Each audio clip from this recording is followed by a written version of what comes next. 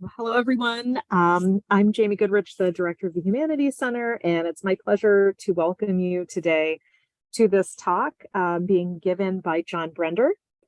So I'll start with an introduction, introducing Dr. Brender, and then we will move forward into his talk. So John Brender works with the Office of International Programs at Wayne State University, where he currently oversees the newly emerging Center for Student Global Engagement and teaches a course for the English Language Institute. He has taught Spanish, Japanese, linguistics, foreign language teaching methods, and English as a second language. His research focuses on international and ethnic student identity and values at North American universities and on North American experiences abroad. In 2008, he published Japanese College Students in the U.S., Identity and Values, and most recently, a book entitled Millennial Expats in China, Experiences and Observations. He has also published papers on second-generation Chaldean and Asian Indian college students, focusing on perceptions of bicultural and multicultural identity. Between 2008 and 2021, Dr. Brender served as director of the Confucius Institute at Wayne State University and was granted a Personal Excellence Award in 2015 in Shanghai by former Vice Premier Madame Yang Donglu and the Office of Chinese Language International. While director at the Wayne State Confucius Institute, Dr. Brender wrote and produced several short documentaries and 168 short videos highlighting Chinese idioms for second language learners of Mandarin. He holds a PhD in higher adult and lifelong education from Michigan State University, an MA in Community College Administration from Chicago State University, an MA in Romance Linguistics from the University of Michigan, and a BA in Spanish from Hope College. And today he will be speaking to us on the subject of millennial expats in China, experiences and observations. So thank you so much, Dr. Brender. We look forward to hearing this talk. All right, thank you. First of all, does everybody hear me okay? Yes, can I get a yes? No? Hello? Yes, you can get a yes. Okay. We can hear All right, you. very good. Just wanted to make sure. All right. I'll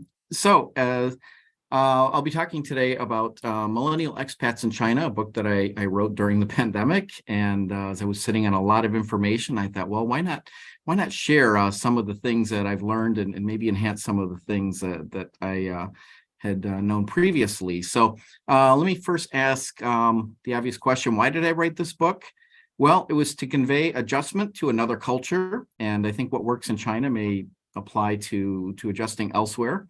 To convey life for internationals in China. What is it like to live in China? And basic knowledge and truths about China. And I emphasize truths because I think we're not always getting a lot of truthful reporting on some of our television networks and some periodicals and so on and so forth. So I wanted to just sort of set the record straight to some degree. And who did I write this for? This was for, of course, future sojourners, people planning to go to China. They're concerned family members, which I think is a big thing. We don't just go to China when we're 19 or 20 without our parents worrying a little bit about us. And generally for people who are curious about China. Why millennials? Okay, well, I have to be completely honest and say I did this out of convenience because most of the people that I worked with fit very nicely within that born in 1980 through 1995 window. But also for future researchers. I'm not out to make any comments or generalizations about millennials, but in the future, if somebody looks at Gen Z going to China, they may be able to see some worthwhile differences. Okay, my book is divided into two parts. First, the personal experiences, and second of all, perceptions of Chinese institutions. But today I'm just going to talk about some personal experiences. I normally just cover one or two chapters, so I've abbreviated a few, so hopefully we'll get all this in and it will make some sense to you. All right, let's look first of all at the demographics of the participants in this study. I worked with 20 different people, and I felt I had a pretty good array of participants. So if we look first of all by age, you'll notice that millennials by April 1st, 2020 ranged in age between 25 and basically 40 or 41. And so you'll see a fairly good distribution by age. Also by race, you'll see of the 20 people that I interviewed, 12 were white, 2 identified as Latino, 5 as Black, not just necessarily African American, since I spoke with someone from the Caribbean, and also Asian, 1 Asian, okay? Other demographics by gender, 14 men to 6 women. This probably reflects the ratio of Americans going to China. I was looking for some sort of official numbers, which I could not find, but most people I interviewed said you're generally going to find at least twice as many men as women in China, okay? I mean, I should say American men as women in China, not Chinese people. By major, far and away, people were studying in the humanities, social studies, and Asian studies area. Not a lot of science majors tended to go to China. It's just the way things seem to work out, and I'll explain that in a later chapter. Years in China, if we look at the amount of time that people had spent in China as of my interview date, 6 were there for under 2 years, generally at least 18 months. 10 of them had been there for between 4 and 6 years, and 4 of them had been there between 7 and 11 years. So everyone was pretty seasoned, I would say. And when I asked people to provide a self-report on their ability to speak Chinese, I got this distribution. I personally did not always agree with it, but let's say that most people felt that they could get along pretty well in Chinese, but realized, of course, there's always room for improvement. Okay. I thought this was an interesting demographic because I felt that I had talked with people with very different personalities. And it's kind of after the fact, I asked people to rate themselves on an introvert extrovert scale from 1 to 10. And this is a distribution that I got. And I felt it was pretty reflective of the people that I spoke with. So again, in conclusion, we have a pretty wide variety of people by gender, by race, by, you know, whether they're introverted, extroverted, how serious they were about studying Chinese, and so on. So hopefully some of the information I have will be worthwhile as opposed to purely skewed. Okay, for the nerds out there, I used a grounded theory. I tried not to be prejudiced by any given lens, so I asked very open-ended questions. I tried not to lead or be leading at any point, and so I transcribed the interviews. They were all between 1 and 2 hours generally.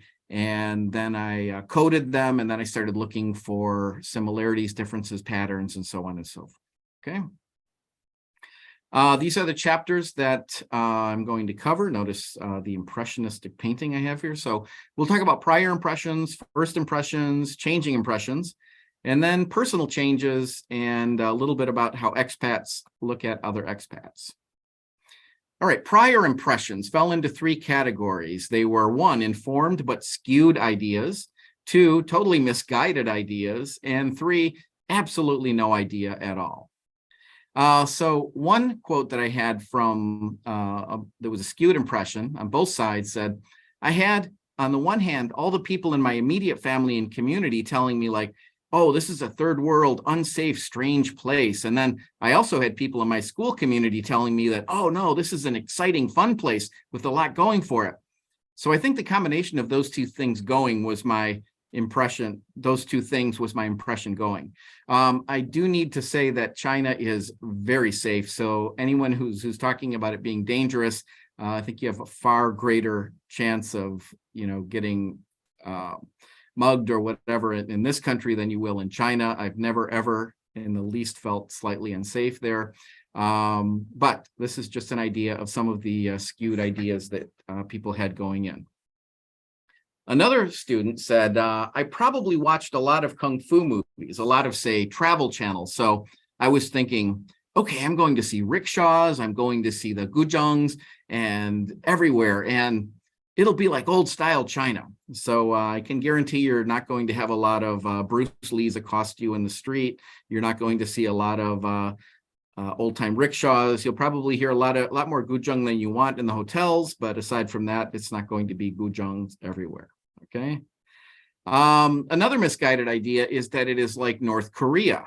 Some older Chinese that I speak to will tell me, well, China in the 50s and 60s was maybe quite a bit like North Korea is now, but China is far more open. I don't want to say completely open, but obviously people are coming in and out of China. There is a flow of ideas. People are exposed to the outside world. It's not like North Korea in any respect at this point.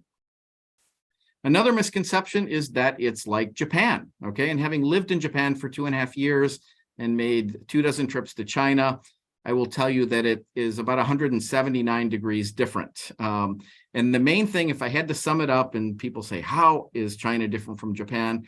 I would point to one of Hofstede's values, which is uncertainty avoidance. And what do I mean by that? In Japan, there are elaborate sets of rules for just about everything, and often to avoid uncertainty. So when there is an uncertain situation, some of the Japanese can fret a bit, okay? So there are rules for how far to bow. There are tons of footwear rules, when to put on slippers, when to take them off, where to leave your shoes, business card etiquette, how to hold your chopsticks. Everything I did in Japan for 2 years was wrong. And the only face that I saw was one of horror for 2 years. China, I would say, in contrast, is much more forgiving. They have a term, meiguanxi, it's okay, it doesn't matter, or as the Australians would translate it, no worries, mate, okay? And then third, absolutely no idea at all. So a lot of people were attracted to going to a place that they knew nothing about, and they would just unpack things as they got there. So one student said, I didn't know what to expect. I didn't do any research. I wanted like a big surprise, okay? So there's the excitement of taking the plunge, and having traveled to Japan to live for the first time when I was 22, I would say that I was by no means a Japanophile, and I was just very excited for the experience. All right, what are the first impressions? The first impressions are generally pretty surface, as you might expect, okay? So in general, when I fleshed out all of the answers, there was crowds and perceived chaos, convenient transportation, differences in sanitation, and some felt welcomed and some less welcomed, okay? So just very quickly, I'll mention some of these surface first impressions. Crowds, we can understand. China has 1.4 billion people. The top two, I would say, are very exaggerated. Having lived in Japan and Yokohama, I will tell you, and spent a lot of time in Tokyo, it's much more crowded there. It's much more crowded in a lot of places than it is in China. So I personally don't feel it's extremely dense, but for someone coming from Michigan, going to China for the first time, sure, crowds. They have a term, "人山人海," which is people mountain, people sea, people everywhere, okay? Another thing that a lot of people mentioned was chaos and flow, like, oh my gosh, what's going on? Everybody is going in every different direction. I can't understand the bureaucratic systems, so on and so forth. So one of the respondents I had did a master's degree in Chinese philosophy, and I thought she had a very insightful passage to share, which is, I think nowadays most Chinese view chaos as we do in the West, bad, wild, unorganized. But instead of wanting or demanding structure, they see chaos in these instances as unchanging or just the way it is, because it's the mei banfa lifestyle. So Chinese don't act out against it, they accept it, right? So it's the idea of accepting flow. You see flow and you just work with it. Convenient transportation. A lot of Americans especially are really excited by the transportation. If you want to go from Wuhan to Beijing, you probably have at least 24 flights a day that you can choose from. It's absolutely amazing. The high-speed railways, the buses, the subways, the taxis, even getting around campus on a tuk-tuk now and then. So transportation in China is absolutely amazing. Sanitation was another thing that people noticed. We've all heard a bit about the air pollution. Sometimes you'll see a bit of litter. The bathrooms are not always perfectly well kept. But I have a quote from a boomer who said, this is a professor, who's been working with Chinese for quite a while. And she said, my first trip was 1978, and the skies were blue through the 1980s, as I remember. Of course, it was truly a developing country back then, so things were simpler, and there weren't so many sanitation systems in place then. Plus, the population, while large, wasn't so huge as now, 40 years later. High rises were very few and far between, as were cars and stores and consumerism. So again, there was less waste being produced. So it's a mixed comparison. Okay, so I found a little picture of the blue skies from 1980. Another student, an athlete from Minnesota, I thought had an interesting insight, and he was very positive about how welcome he felt. And he said, just like amazing, such friendly people. Our language skills weren't that great at that time, but they'd still appreciate our efforts. And then when my language skills grew, I could really connect with people. So I appreciate those times, like taxi drivers or all those small conversations where I just really got to understand deeply China. But at first, it was very surface level. But yeah, just the genuine heart of the Chinese people is really what was communicated. And I have to put in a plug for Chinese taxi drivers next to teachers of the Chinese language. They are great at understanding however poor your Chinese is, and they will communicate with you. So they're great to have conversations with. Next. These are changing impressions. And when I really stop to think about changing impressions, it really has a lot to do with the person as well as the environment, because both change at the same time. And so a quote by Heraclitus came to mind, which is, no man ever steps in the same river twice, for it's not the same river and he's not the same man, right? So we developed, everything around us develops. So when we talk about changing impressions, we have to realize that everything changes, right? So I'm going to start with a few personal changes, what happened to individuals, as much as we can separate that.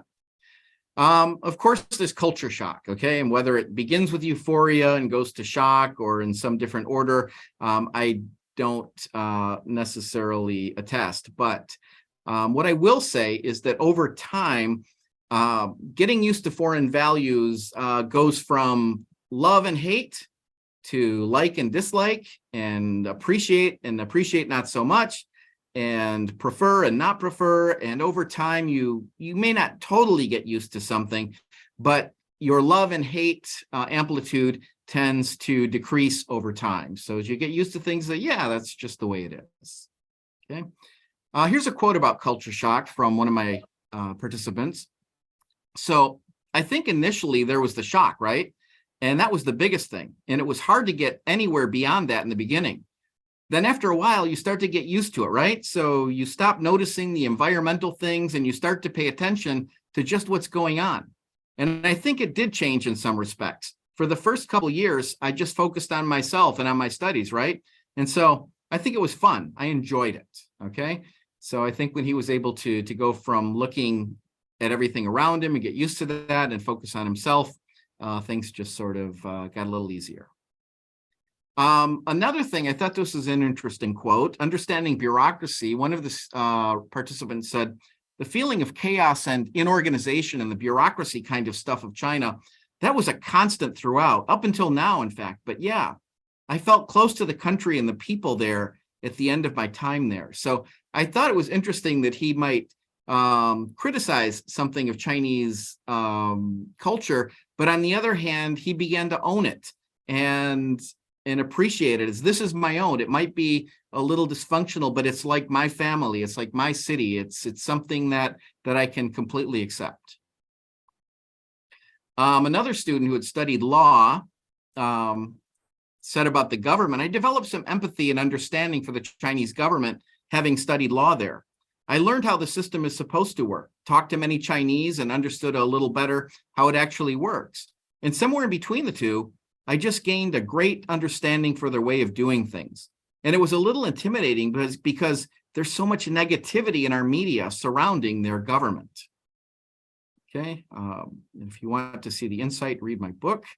And then another thing was personal changes was understanding character and moods. And one of my respondents said, people were always yelling. And I was like, are they angry? And I remember I spoke to a Chinese friend. She was teaching me Chinese, and she said, no, actually, just maybe there's too many people. So we have to speak up. And so I used to think people were always angry, but I think it has to also do with the heat in Wuhan. In the summertime, too, it gets so hot. And maybe people are just a little bit angry, but not like really angry, They're just having a long day, a hot day. Okay. And this one came from someone who's been there for more than 10 years and living in Wuhan and kind of feeling, there's a the difference between who I am and being Chinese. And he says, I've always been of the opinion that this culture was very welcoming to all kinds of other foreigners. And that's still mostly true of the people. But one thing that always sticks in the back of my mind is that no matter how long I spend here or how involved in this society I become, I will never be Chinese. And they do have a very distinct line between Chinese and foreigners living here. So it's a little unsettling.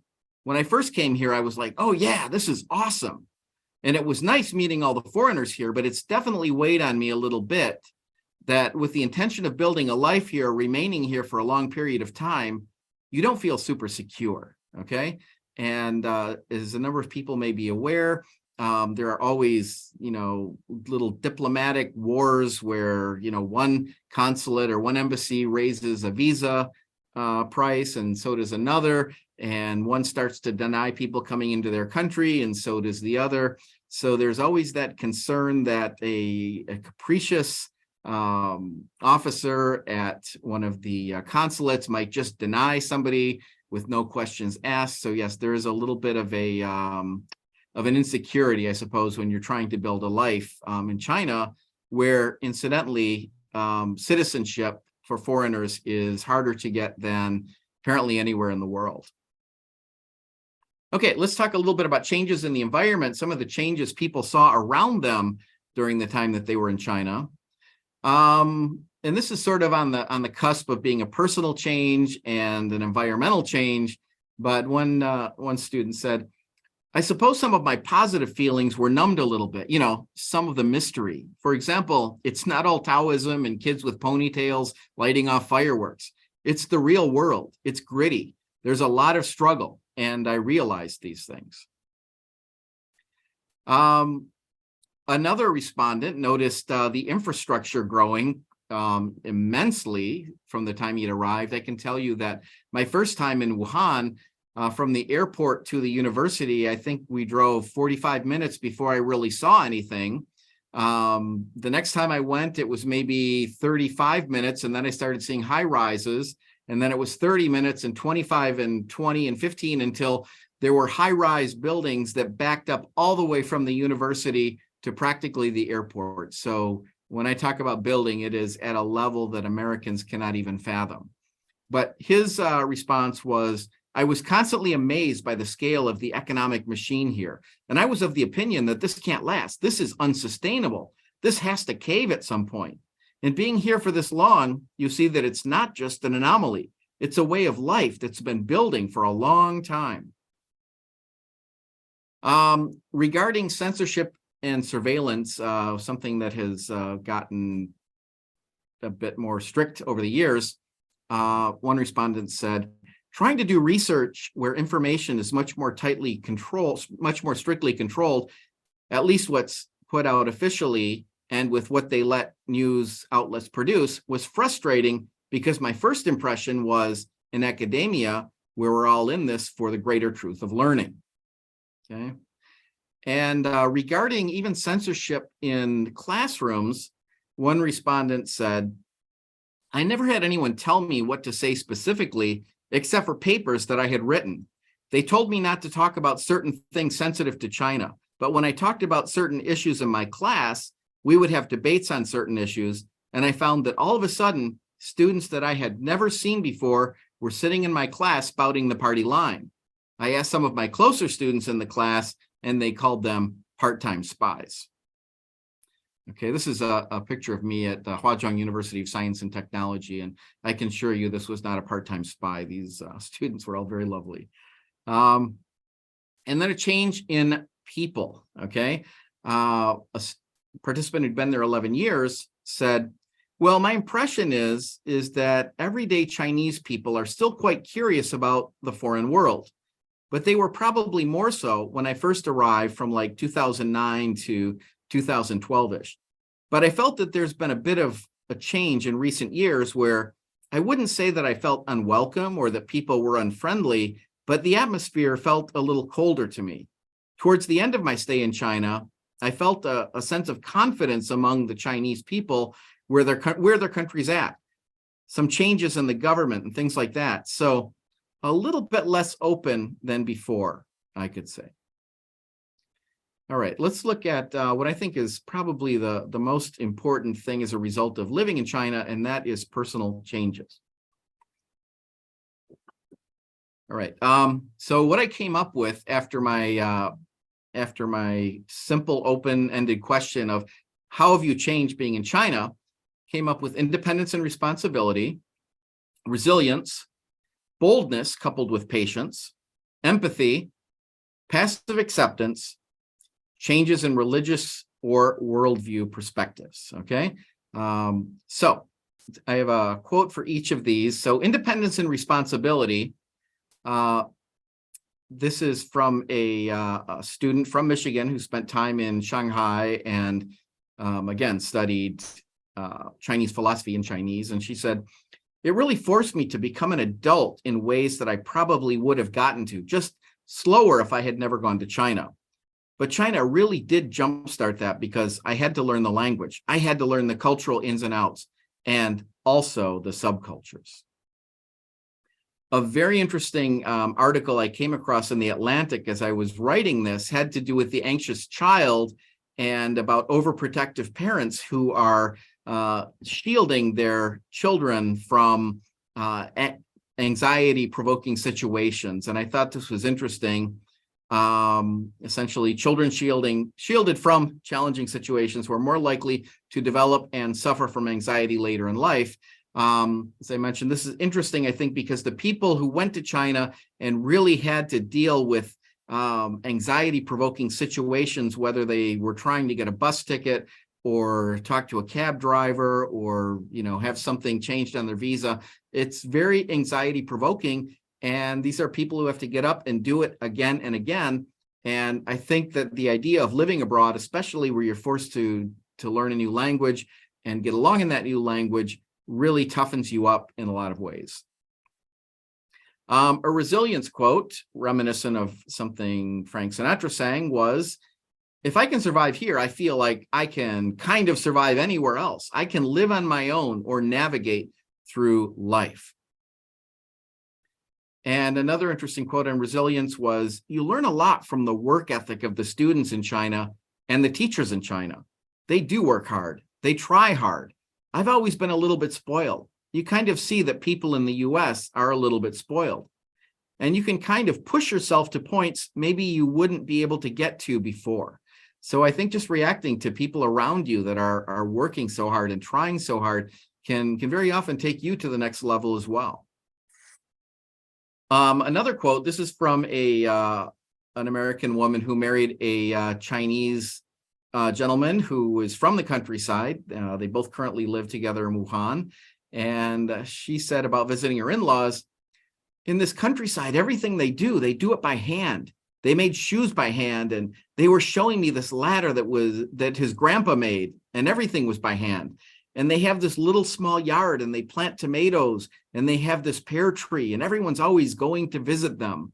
And I can tell you, having spent some time in the countryside in China, there are people who are just amazing. I can remember trudging up a mountain about 12 years ago when I was in relatively good shape myself, and I had good climbing boots. And I saw a local villager who was probably about 5'6" and well into his 60s and smoking a cigarette and wearing flip-flops and carrying a small tree over his shoulder and just walking through the mountains like it was nothing. So, you see some unbelievably resilient people, especially in the countryside. Boldness coupled with patience. This took me a little bit to figure out, and I had to discuss this with some of my participants long after the interviews or a bit after the interviews. But essentially, I think this quote says a lot. says, I think that I handle conflicts a lot better. I didn't like confrontation, and I didn't like to stand up for myself when I knew something was wrong. And that's happened several times. And so I've learned to really face things head on and learn when to jump in and when to fight for myself and not always jump the gun and straight away be angry about the situation. Okay. So you'll see, as I'll mention in a bit, a little bit of passive acceptance, but you also, when you realize if you don't have your visa updated within, the next 24 hours, you learn to be bold. You learn to stand up and get what you need to have done. Empathy was a big thing that people felt they learned. They were able to put themselves in the shoes of an outsider, sometimes for the first time. And one of the respondents said, before I went to China, even at the prep school and where I did my undergrad, both places had a pretty significant international student population. And I was friends with them, but never bridged the gap to really connect with them until I went to China and was a foreigner myself and had that real experience as the outsider. And so that was really pivotal and gave me more empathy or a softer heart when I came back to really relate with them. Okay, so I had a number of respondents who said, wow, now that I'm the foreigner, I understand what it's like to be somewhere else. And I can only imagine what it must be like to be, say, a refugee or that kind of a thing. Another empathy quote was, I'd never been to a place before China where I was the minority, where I was literally the only white person on the street, where everyone was staring at me, where I was the weird one, the outlier, expected to kind of represent something, which is cliche, but it's very true. And just being put in that position in such a drastic way, I feel I really opened my eyes to that. And then there was passive acceptance. And I love this quote. This is one of my favorites. From a gentleman from Detroit who is now living in Taiwan. And he says, for the first year or so, I was a dumb, arrogant American. Why doesn't China do it this way? But later I realized just because they do it differently doesn't mean it's wrong. It just means that it's different. And I need to drink a nice tall glass of shut the hell up and just change how I react to the situation. And once I did that, things got a lot better. Dropping those expectations just made me realize, okay, this is fun. This is actually not a bad way to live. Okay, and this gentleman has been in China and Taiwan, I think, for a total of at least 10 years at this point. So, and then another person said, the casual air that everyone kind of accepts that, yes, you need a VPN to get accurate information. And if you don't want your information tracked, you probably shouldn't buy the SIM card from the official places. Just go to the vendors on the street that sell them for 15 kwai. The sort of passive acceptance that everyone had of that situation is what was a catalyst for me. So, it's the me banfa. What can I do about it? So I'm going to work with however I can.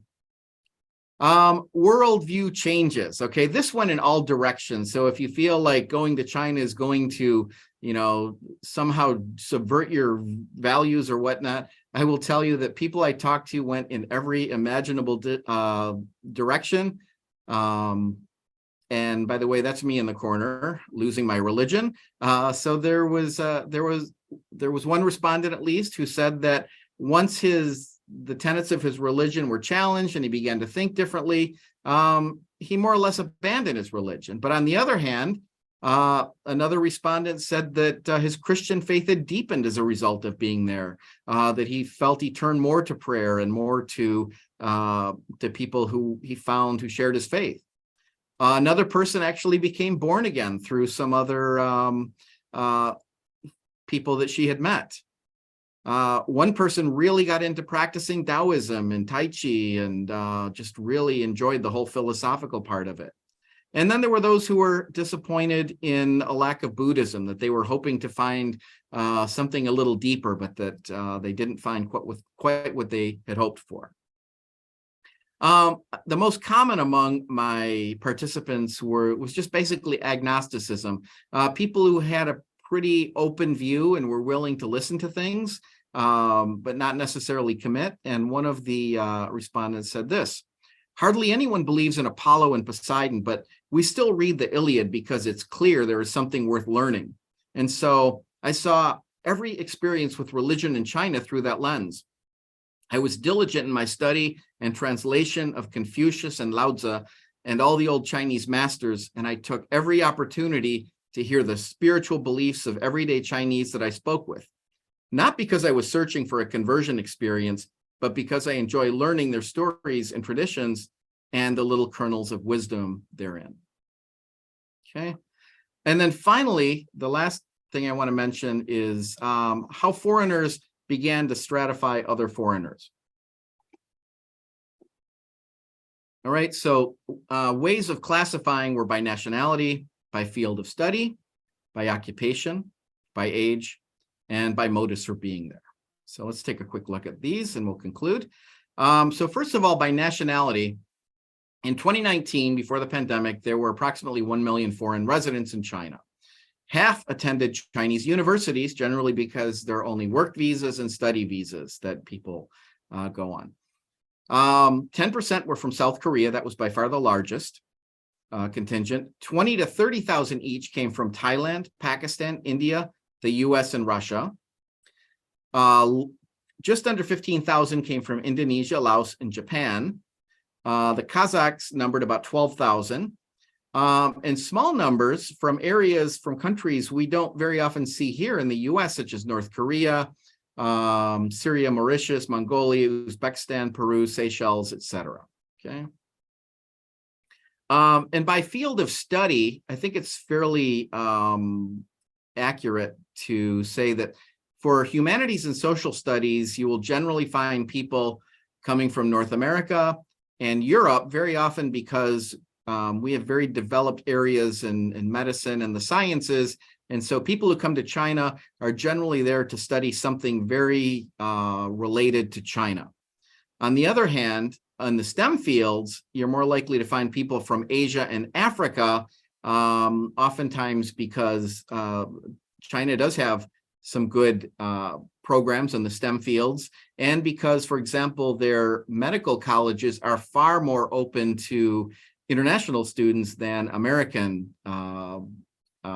medical colleges. It's almost rare to bring someone from another country into an American medical school. Another thing is by occupation. So generally, if you were to stratify people by occupation, you're going to see a lot of students, a lot of teachers. Americans tended to be bar and restaurant owners, the ones who were entrepreneurial, because that was an area where they could succeed and do fairly well. Other professionals, you found occasionally, sometimes an engineer, computer programmer, but they were far fewer. And though it's not a profession, clubbers. He said there were a lot of people who are out all the time going to clubs. And I should say most people were a combination of these things, right? A lot of people came in as teachers, but they became bar and restaurant owners, but their work visas were for being teachers, sometimes for being students and so on. A lot of students were able to teach. It was very easy to find part-time jobs at the very least. And a lot of people were going to clubs. So there's a huge number of all of these inside of individuals, I should say. Next, someone who used the term party hat, I thought was interesting. And he said, by age, you have the people there, the foreigners who are 19 to 22, and they can party until the cows come home. They're there all the time. They can't get enough. Those who are a little older, maybe they're grad students, maybe they're starting to teach, they're a little bit less enthusiastic. The party hat is starting to fall off. And then those who are 27 to 29, especially the people who are starting to make a life in China, maybe starting a family, maybe an English language institute, they were going to the clubs a lot less frequently. They might still want that interaction, but they were starting to show a little, some signs of aging at that point. And by motives for being there, clearly a lot of people put themselves in this category, that they were there to learn. There are people who are really out there to learn everything they can about China. Of course, there are people there for partying. They just enjoy the nightlife. Some find that the lifestyle is fairly easy. You can, for example, teach at a private kindergarten and make as much money as people who are working 70-hour weeks at some of the Chinese conglomerates. So it's fairly easy if you find the right position in China. Running away. People I spoke with said that they've met a number of people who seemed like they were running away from family issues, maybe warrants. They just seemed like real misfits that were trying to get away. And then least popular with a number of respondents was the person who was there finding a wife. Okay. I won't say any more about that. But so what? Let's just come up with a few conclusions. Adapting to another culture is hard. It dispels myths and perceptions. It ultimately decreases anxiety, toughens you up. It provides broader and deeper perspectives, especially about your home country, your host country. Increases empathy, absolutely increases empathy. And it teaches us when to be bold and when to be passive. Causes us to rethink and evaluate our worldview. And finally, it is so worth it. I think everybody that I spoke to would completely agree. There again are the chapters to my book, and thank you very much. Okay, so if anyone's still there, I'm happy to take questions. Don, do you want to stop sharing your screen so that we can all see each other in gallery mode? Sure. There we go. Thank you. Well, I thank you for that presentation, and I wanted to start off with a question of my own, and then I'm sure there will be other questions. It's really interesting to see the overview of the things that people gain from experiences abroad. I was wondering, though, if you could talk is there anything specific to being abroad in China? You know what I mean? Because I think a lot of the things that you described, you would get that from being abroad, kind of in, wherever you went. But is there anything specific about China that would give a particular twist on those types of, outcomes? I think, for example, being compared to, say, being in Japan, where I spent quite a while, and everything is very kind of neat and clean and first world, and you don't really see a lot of the grit.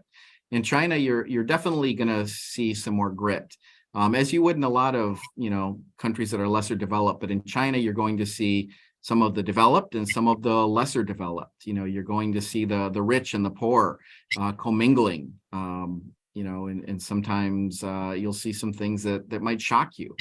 When you get to the countryside, like we've been able to take a lot of students from Wayne State to the countryside, you're going to see some things that'll open your eyes. You're going to see certain levels of poverty, which are not always bad. I mean, the bad side is that you really don't have a lot of medical care available. But most of my students came back saying, oh my gosh, they're so much happier than we are. Why are we there? What are we trying to do for them? These people come in and they're smiling and they're laughing and they're getting a kick out of, just about everything. So that whole idea of trying to be the, kind of missionary who's there to show them a better way of life, I think is a great myth that's dispelled oftentimes by going to places that you expect to be more morally impoverished than they are. Often people are richer in many ways than you might expect. Well, thank you for that answer. Let's see if anyone else has a question.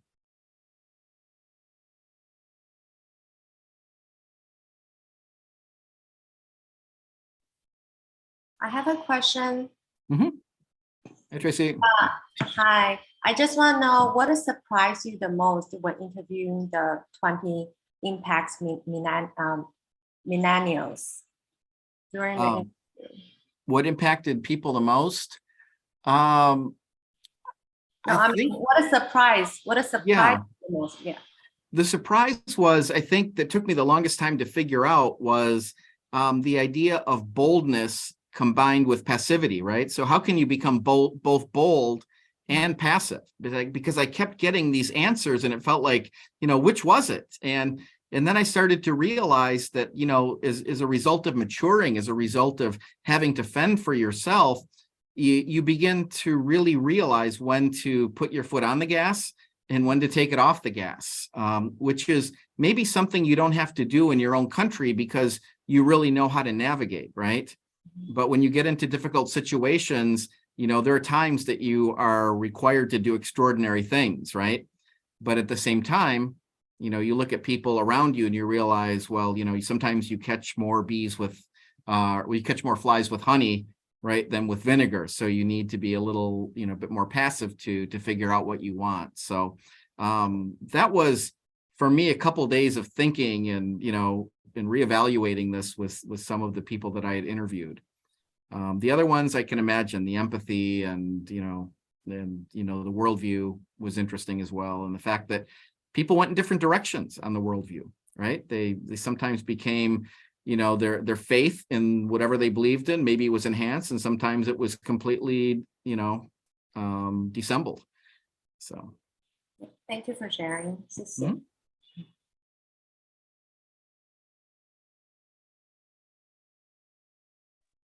John, I'm thinking about that tension between being bold and being passive, which you're right, that's really interesting. It makes me wonder if it's an outgrowth of having a metacognitive moment, that when you're in your own society, you automatically kind of know when to put your foot on the pedal and when to hold back. But when you're in a different society, it's kind of hard to know, what to do. And so they're learning to evaluate, okay, this is the situation where I've got to put my foot on the pedal. And that's the cultural situation where I take a back seat and see what happens. So to me, I mean, maybe that's kind of the, connective tissue there between the two, is that you're right. They're flip sides of the same phenomenon, which is figuring out how to operate in a foreign culture. Yeah, and I think the metacognitive idea is interesting. And you're really broadening your view. You're thinking further outside your emotional box than you normally would, right? And you say, whoa, I have to make this adjustment. And in Japan, I learned to be passive almost all the time. And the hard part was coming back and trying to learn to actually assert myself and not play every accomplishment down entirely. So. Yeah, I'm sure. We've got another question here. Please go ahead. Yes. Hi. So this is Huajing Maskey. Hi, John. Congratulations. What a unique angle. I'm so glad you told me about this forum. And so to everybody else, I'm new to Wayne State. So, but my question, John, is have you been keeping in touch with all your correspondents, these people who send you comments during the pandemic?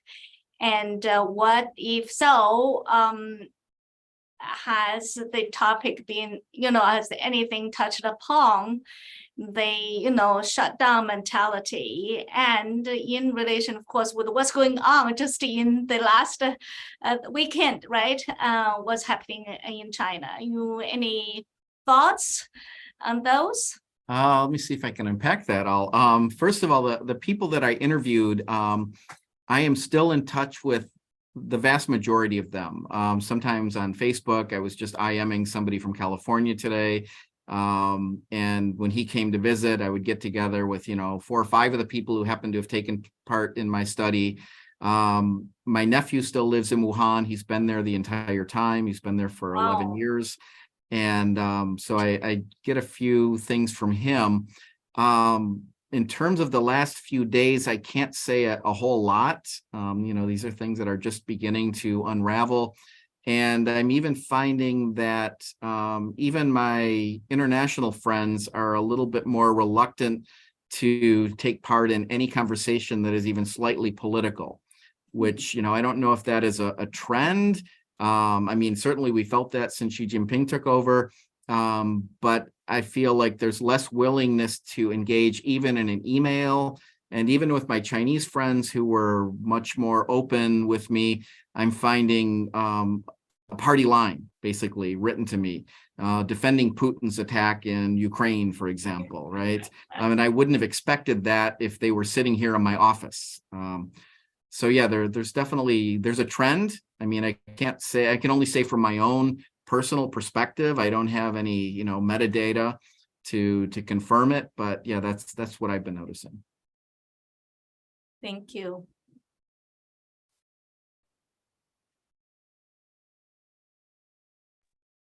Other questions?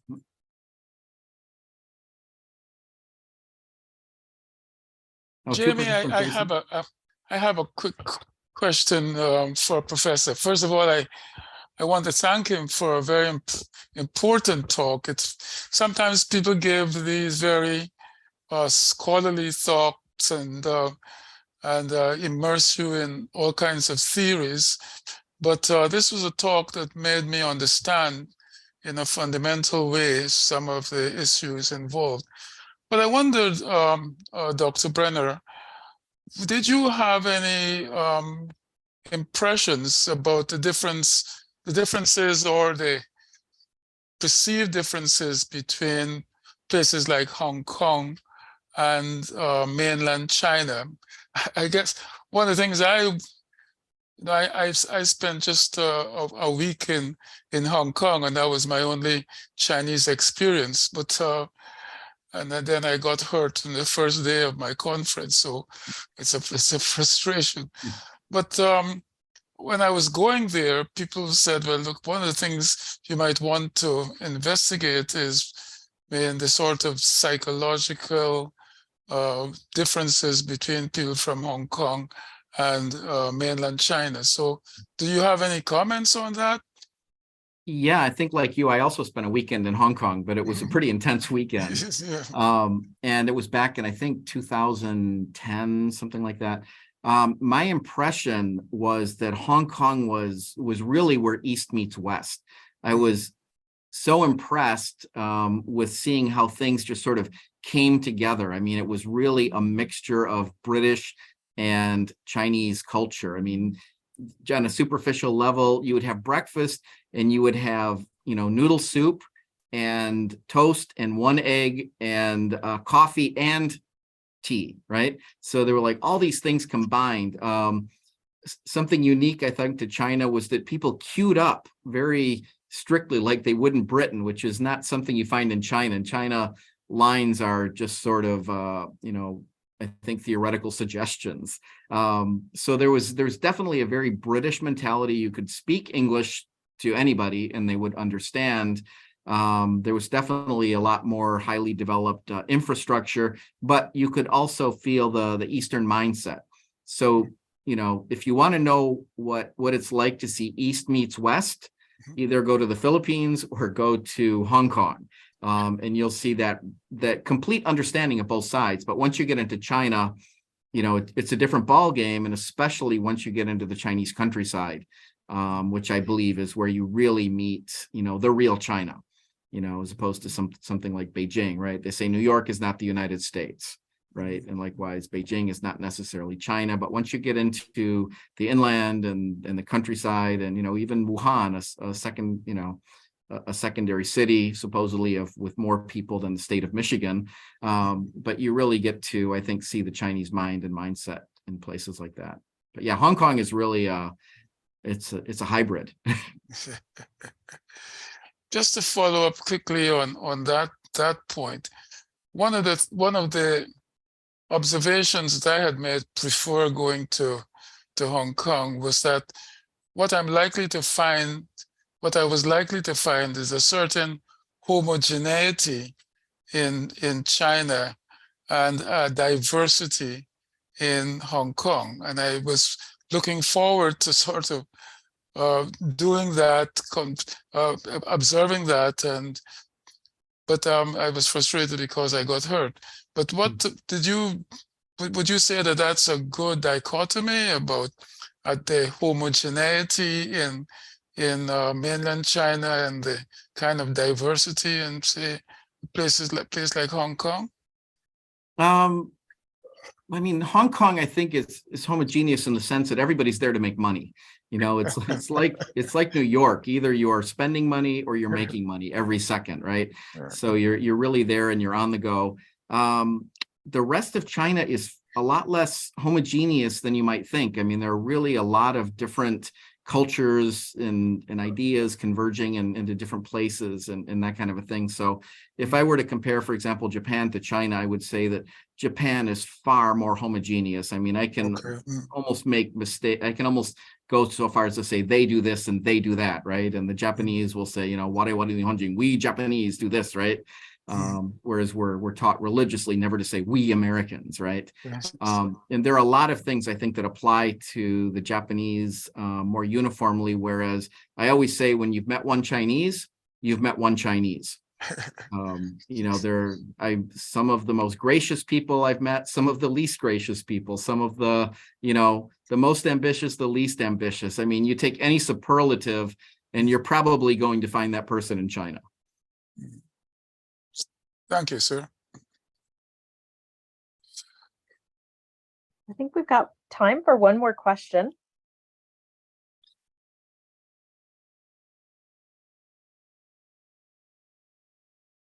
No.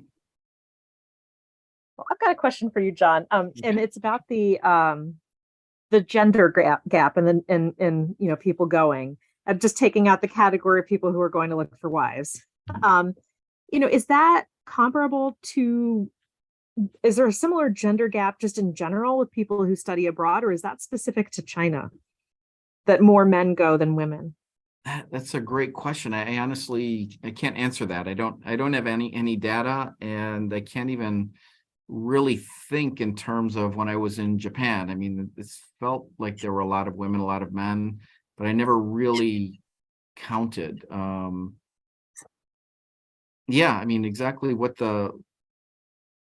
accounts for that, I can't say exactly. Might be that you need to be a little bit more adventurous to go to a place like China. That's what I was wondering, if some of those first impressions or those mistaken impressions that China was dangerous or third world might account for it as well as the wife seeking. Yeah, I mean, that's interesting. That's the first time I've ever heard about this, the gender difference, because regularly we know that study abroad is more female, right?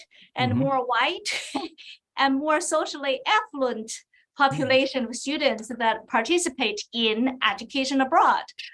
And so what you just talked about, more male than female going to China and Japan?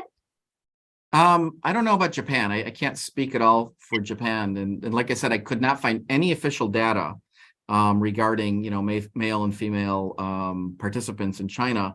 But just asking people in general, and I went through all my participants and say, what's your guess on the ratio? It tended to be probably a lot more men than women. Huh. And maybe it is wife seekers. I don't know. There are a lot of, unseemly characters who tend to go there as well. So, but I should say none of my 20 were unseemly. I have to say. Yeah, they did talk about that. I got that sense from people who are evading warrants. That could well be. I mean, if you talk to some of them, they will say, well, there's a group that's in China that's out there, and you wonder, how they ever kept a job doing anything. And, and it's just they could support themselves teaching English or whatever it is that they were doing in China. It might be men looking for wives. Yeah, there's always that. Oh, well, unless there are any other questions, I think it's a good time to wrap up. And I want to thank Dr. Brender for this very thought-provoking talk. I agree with the Director Emeritus, Dr. Edwards, that it really was a wonderful overview of the subject, and it really shed a lot of light into it. And so I appreciated the way that you put the talk together, and I'd like to thank you for that. We'll give Dr. Brender a round of applause, and then we'll wrap it up. So thank you again. Okay, thank you. Thank you for the questions. Thanks everyone for attending. We'll see you at the next brown bag. Bye-bye.